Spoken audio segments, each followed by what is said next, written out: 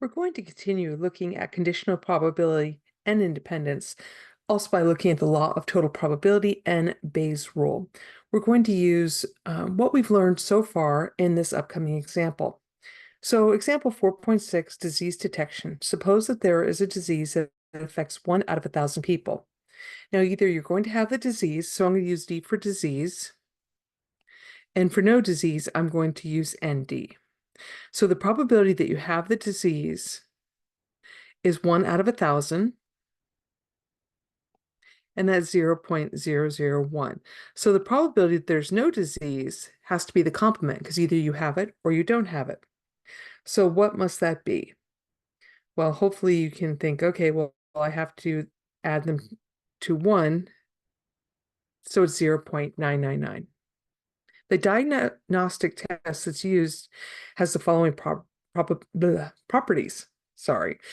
If the person has the disease, the test is positive at 99% of the time, and this is called a true positive. Is there a condition there? Yes, there is, if the person has the disease. So probability that you have the disease, you test positive 99% of the time. On the other hand, if they don't have the disease, they test positive 2% of the time. And those are called false positives. So let's create a probability tree. We haven't done that yet, but we're going to create a probability tree that displays this information so that we can find some probabilities. So we're going to start with let's say a person, you either have the disease or you don't have the disease. That's how we're going to start. Disease, the probability of that is 0.001. So down this branch. At the end of this branch, you can either test positive, given that you have the disease, or you can test negative, given that you have the disease. Well, we've seen already that the probability that you're positive, given that you have the disease, is 0.99. These are complements to each other, so they have to add up to 1.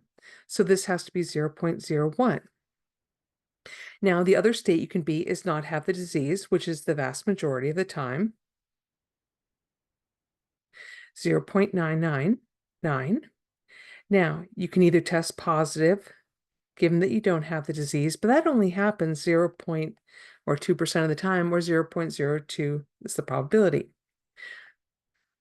The probability to test negative, that given that you have the disease, is the complement, and you get 0.98. And you're like, well, wait a minute. This plus, if I add what's here and here, I get to 2. But remember, it's all in relation to this, whether you have the disease or whether you don't have the disease. So what's the probability a randomly selected person has the disease and tests positive? So that's an and. That is not a statement of condition. So probability of disease and positive. Well, hopefully you'll say we can't assume independence here. We're going to use that general multiplication rule. So this is going to be the probability you have disease times the probability that you're positive given that you have the disease. And reading off of, so I start on this leg, I get the first one, probability to have disease. Now I need to multiply it by the probability that I test positive given that I have the disease. And when I multiply that out, I get 0.00099.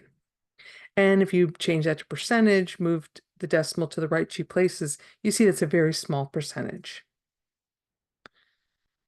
So it is very useful to have this probability tree. It makes it very clear what we're doing here.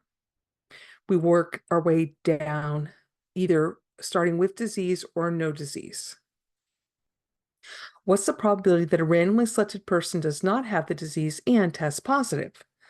Positive. So what do we have? No disease and positive. Well, that's once again the probability of no disease times the probability of positive given no disease. And we're going to read, so we're going to start going down, but we're going to go down the tree this way. And now we're going to multiply it by 0.02. So we go down the branch of the tree that we're interested in.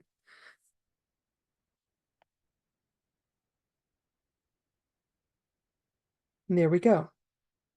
So once again, this is the general multiplication rule, but we're using probability trees by going down whichever branch is appropriate and then multiplying it by whatever we need to from there. What's the probability now that a randomly selected person tests positive? Well, this is unconditional. There's no conditions here at all. We want the probability that someone tests positive. Can we use what we have so far to get there? Well, sure.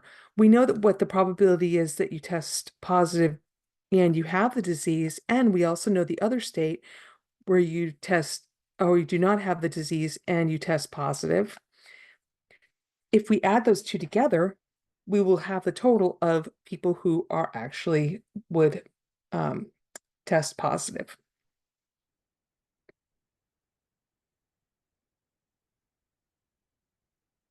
And you get 0.02097.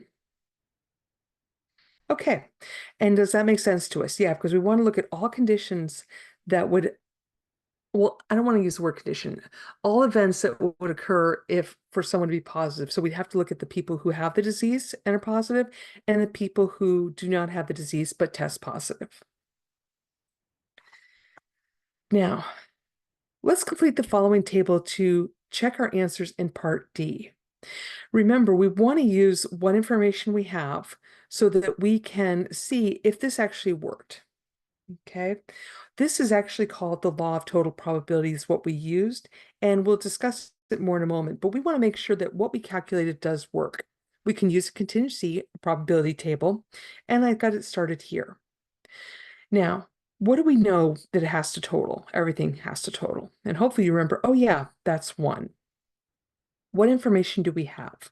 Well, we were given the probability that you have the disease is 0.001, and we figured out that the probability that there's no disease is 0.999. What else do we know? Well, we did know here some of these probabilities that were given to us. So can we now figure out something inside the table? How about looking here at the, do we know what we could put in here? Well, it's the probability that we have the disease and we test positive. Did we calculate that? Well, yeah, we did. We calculated that. We used that general multiplication rule and we came up with 0.00099.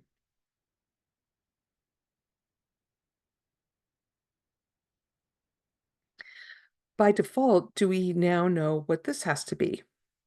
And hopefully you're thinking, oh yeah, that's that complement rule again.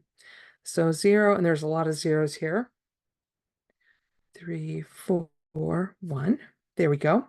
And if we add those together, we will get 0.001.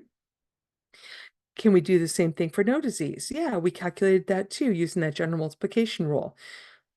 And we had 0.1998.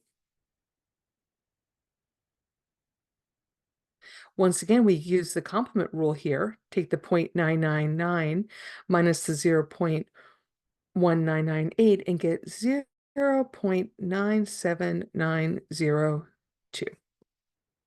Great.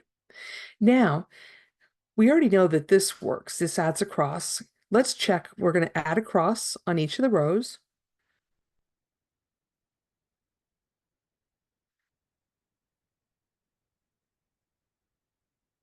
Now, if we add down, we're going to get to 1. Does it work? We're checking part D.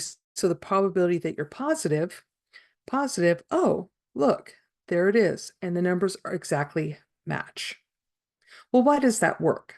That works due to the law of total probability. The probability of event B is the probability of B given the conditions, all conditions that can happen. A1 and A2, the conditions have to be mutually exclusive. In other words, they can have no overlap and exhaustive. It means you need to take into account every scenario. So either in this case, when we were looking, either you have the disease or you don't have the disease. There's no disease or no disease. There's nothing else. There's not a you have the disease. You either have it or you don't. So we've taken account everything. So now there are three ways to get P of B. The three ways to do it would be, let's see, to get a P of B, that total probability, we could use the tree, the table. We use the tree up above here. We walked along the branches to get the total positive. We wouldn't have to draw that out and just use this law of total probabilities, or we can use the table.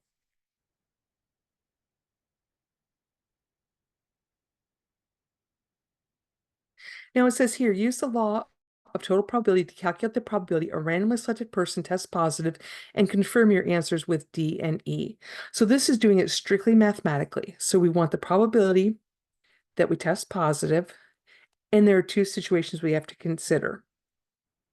Test positive given that you have the disease, plus the probability that you test positive given that you don't have the disease. And you have to multiply that, remember, by the probability of no disease. So we get 0.99 times 0.001. And this was just what was given to us in the problem up here. So just assuming we have no other information. We haven't done the tree, we haven't done a contingency table, and we're just using the numbers that are given to us. And this is from that complement rule to get that no disease.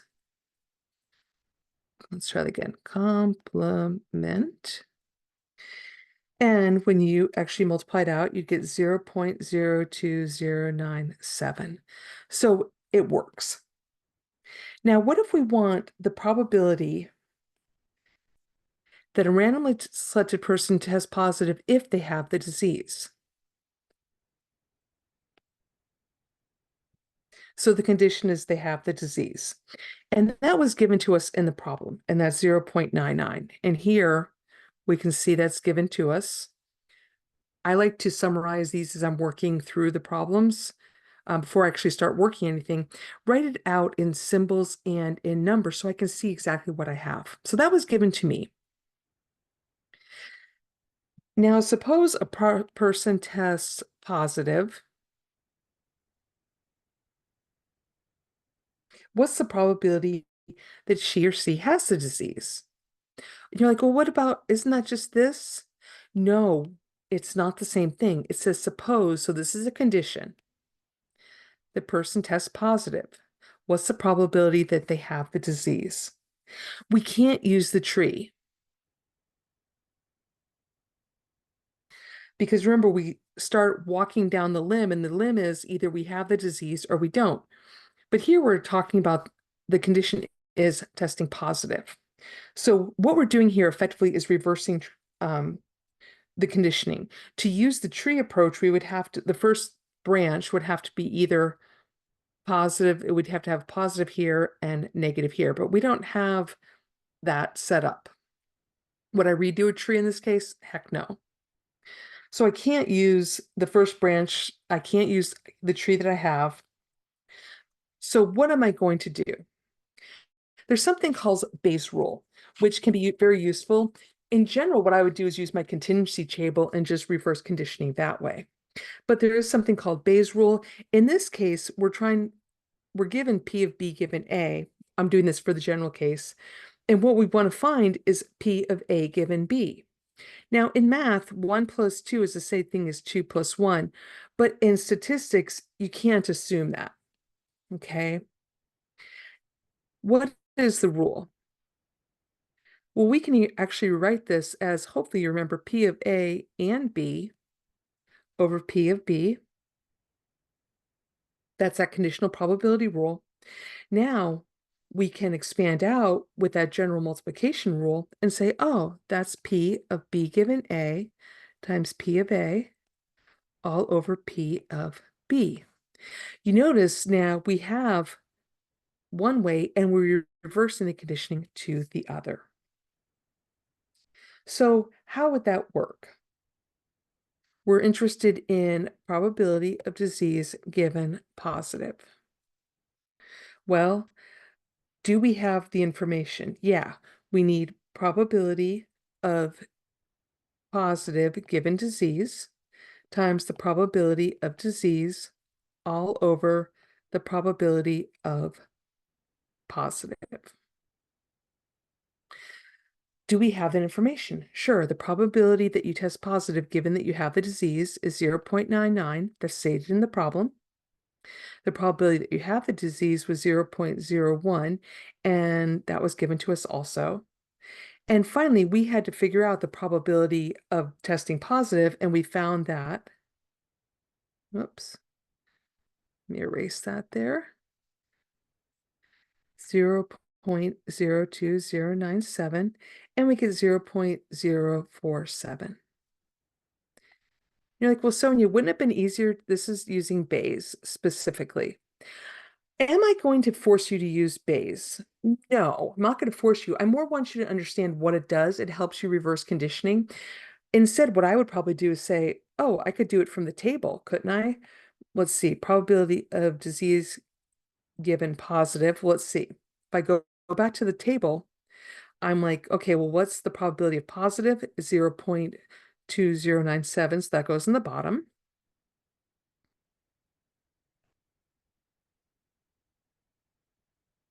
Let's get enough zeros in there.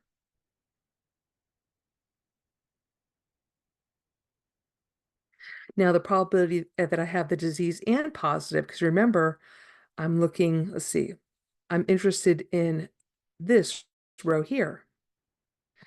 I'll put that on top.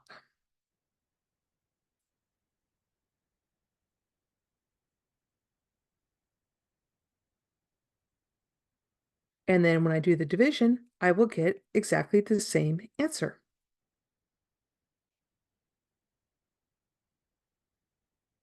So in other words, there are lots of ways to get to the same numbers. It's a matter of what information you're given, what you're most comfortable with. If you love probability trees, use probability trees. I personally love contingency or probability tables. Those work best for me. Uh, yeah, this last example, 4.7, please take time to work it out yourself and then check your answer, which will be posted.